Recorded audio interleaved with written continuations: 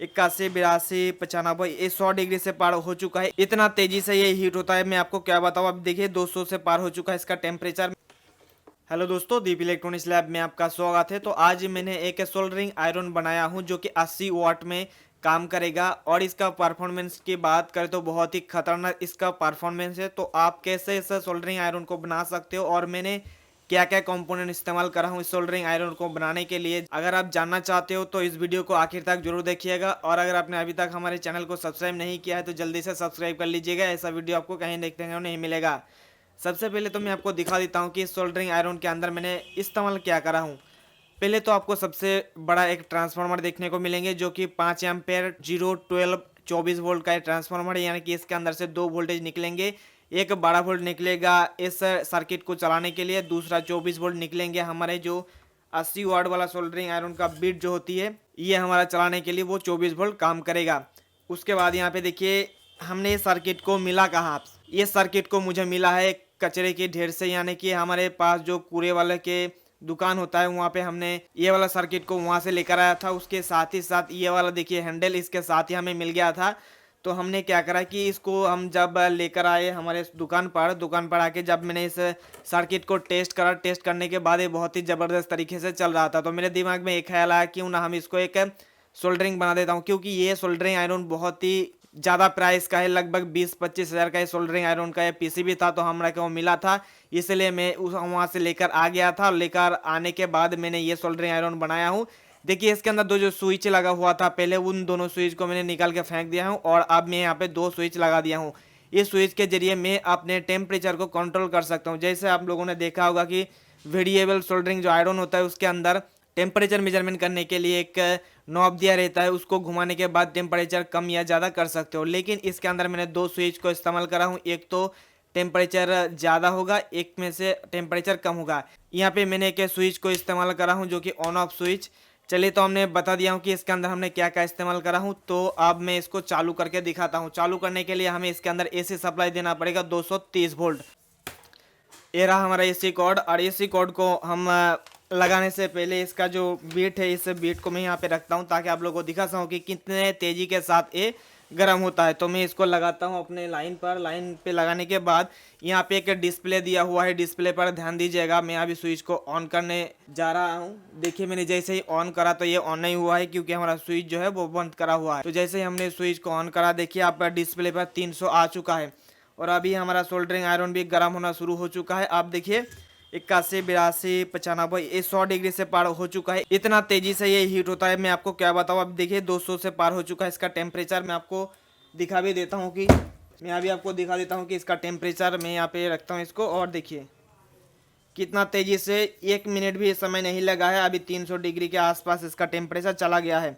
और जैसे ही आपने यहाँ पे 300 लिखा दिखा रहा है ना, तो मैं अभी इसको टेम्परेचर को बढ़ा रहा हूँ। देखिए 301, 2, 3, 4, 5, 6, 7, 8, 9, 10। और अगर हमें कम करना है तो नीचे वाला प्रेस करेंगे तो ये देखिए कम हो रहा है, 5, 4, 3, 2, 1। अब 300 पे सेट हो चुका है। तो बहुत ही मक्खन की तरह काम करता है। अगर आपके आसपास कोई कुरे वाला यानी कि जो भंगर वाले होते हैं उसके पास से अगर आपको कोई ऐसा चीज़ मिले तो उसको आप फेंकिए मत, क्योंकि इलेक्ट्रॉनिक्स के अंदर एक कहावत है, सिर्फ और सिर्फ इलेक्ट्रॉनिक्स में ही नहीं बहुत सारे हमारे रियल लाइफ में देखने को मिलता है कि कोई चीज़ किसी के लिए कुरा होता है तो उसी चीज़ दूसरे को लिए बहुत ही महंगा चीज़ होती है। तो हमने इस सर्किट को लेकर आया था, मुझे लगा था कि ये सही हो सकता है और मैंने जब इसको लेकर आके टेस्ट करा तो बिल्कुल सही था। चलिए मैं अब कुछ को भी आपको मैं सोल्डर करके दिखा देता हूँ। हमारे पास सोल्डरिंग वायर है यहाँ पे देखिए, और आपको लग रहा होगा कि मैं इस दूसरे चीज़ के साथ इसको मैं अटैच करके रखा हूँ। तो इसका जो वायर है इस वायर को भी दिखा देता हूँ। मैं थोड़ा सा जूम आउट कर देता हूँ, और जूम आउट करने के बाद यहाँ पे देखिए जो इसका वायर जो निकल रहा है ना, इसी से ही यहाँ से इसका वायर निकल रही है, यहाँ पे लगा हुआ है और यहाँ से निकलते हुए हमारा जो वायर है इसके साथ कनेक्शन करा हुआ है, देख लिया आपने। चलिए अब मैं इसके अंदर सोल्डरिंग वायर को मैं देखिए बहुत ही एक ज़बरदस्त तरीके से काम कर रहा है। तो मैं आज से इसी सोल्डरिंग आयरन को मैं इस्तेमाल करूंगा कोई भी चीज़ को रिपेयर करने के लिए। और एक बात दोस्तों मुझे अच्छा लगा है इस सोल्डरिंग आयरन का, इसके अंदर जो वायर लगा हुआ है देखिए, ये वायर दोस्तों हीट टेम्परेचर यानी कि इसके अंदर अगर मैं अभी 300 डिग्री पर सेट करा हुआ है, देखिए मैं टच कर रहा हूँ कुछ भी नहीं हो रहा है। तो ये चीज़ मुझे बहुत ही बढ़िया लगा था जब मुझे को ये मिला था ना, कचरे से, तो मैं बहुत ही खुश हो गया था, क्योंकि इससे पहले मेरे पास और एक सोल्डरिंग आयरन था जो कि आपने देखा होगा, हमने एक 30,000 रुपीज का जो सोल्डरिंग आयरन का रिव्यू किया था, उसके अंदर भी मैंने देखा था इसी टाइप का बोर्ड स्क्रीन, लेकिन उसका जो डिस्प्ले है बहुत ही बड़ा डिस्प्ले था। लगभग आपको जो डिस्प्ले देखने को मिलता था उसके अंदर वो 2-2.5 इंच का डिस्प्ले था। उसके अंदर आपको सब कुछ देखने को मिलता था, लेकिन इसके अंदर 3 आपको 7 सेगमेंट डिस्प्ले दे दिया है, कोड दे दिया है। इसी से ही आपको सारे चीज देखने को मिलेंगे, जानने को मिलेंगे। चलिए मैं आपको कुछ सोल्डर करके दिखाता हूँ कुछ भी चीज, ताकि आप लोगों को इसको पता चले, और अगर आप जब नेक्स्ट टाइम किसी कूड़े के ढेर पे जाओ तो उस जगह पे अच्छे अच्छे चीज आप लोगों को भी मिले। तो देखिए हमारे पास ये वाला सर्किट है, और इस सर्किट से अगर हमें इस कैपेसिटर को निकालना है तो कैसे आप निकाल सकते हो, बहुत ही आसानी से मैं आपको दिखा देना चाहूँगा। यहाँ पे देखिए हमने टच करा,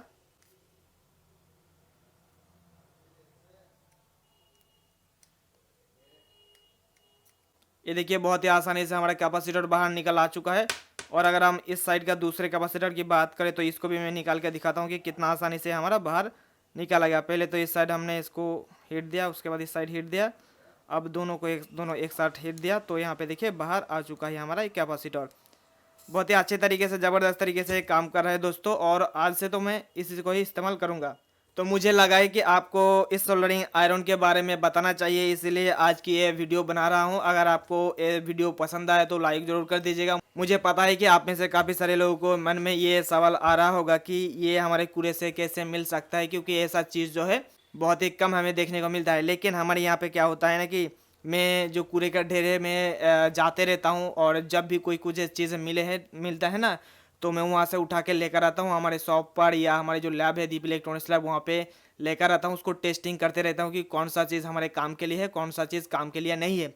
तो एक दिन मैं आपको जो कूड़े के ढेर है हमारे पास, वहाँ पे एक व्लॉग वीडियो बना के आपके सामने पेश करूँगा। हमारा जो सेकंड चैनल है वहाँ पे, तो उस चैनल के अंदर आपको देखने को मिल जाएगा कि हमारे जो कूड़े का जो ढेर रहता है, जहाँ पे इकट्ठा करके लेकर आते हैं, कबाड़ी का जो ढेर होता है, वहाँ पे किस टाइप का नज़र आपको देखने को मिलेंगे। क्योंकि वहाँ पे ना इलेक्ट्रॉनिक्स का इतना सारा सामान हमें मिलता है, आपको क्या बताऊँ, 10-10, 20-20 हज़ार का जो सामान है हमारे वहाँ से 500-600 रुपीज़ के अंदर मिल जाती है। बहुत ही अच्छा चीज़ आपको मिलती है।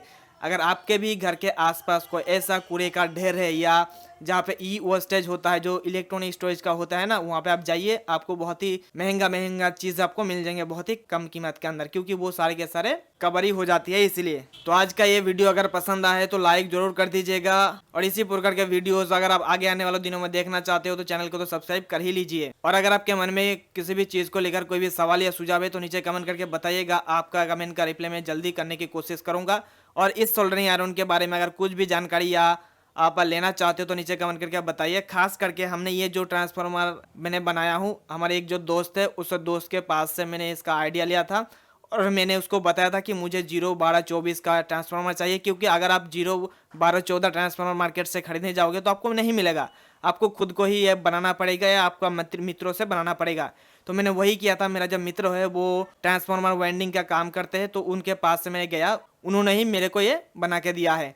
अगर आप जानना चाहते हो कि ट्रांसफार्मर वाइंडिंग कैसे होता है, कैसे किया जाता है, तो मैं एक दिन अपने जो दोस्त है उनको बुला के आपको इसके बारे में टोटल जानकारी दूंगा, और हो सके तो एक ट्रांसफार्मर आपको बना के भी दिखाऊंगा लाइव प्रैक्टिकली। तो हम फिर मिलेंगे नेक्स्ट वीडियो में दोस्तों, तब तक के लिए ऑल द बेस्ट।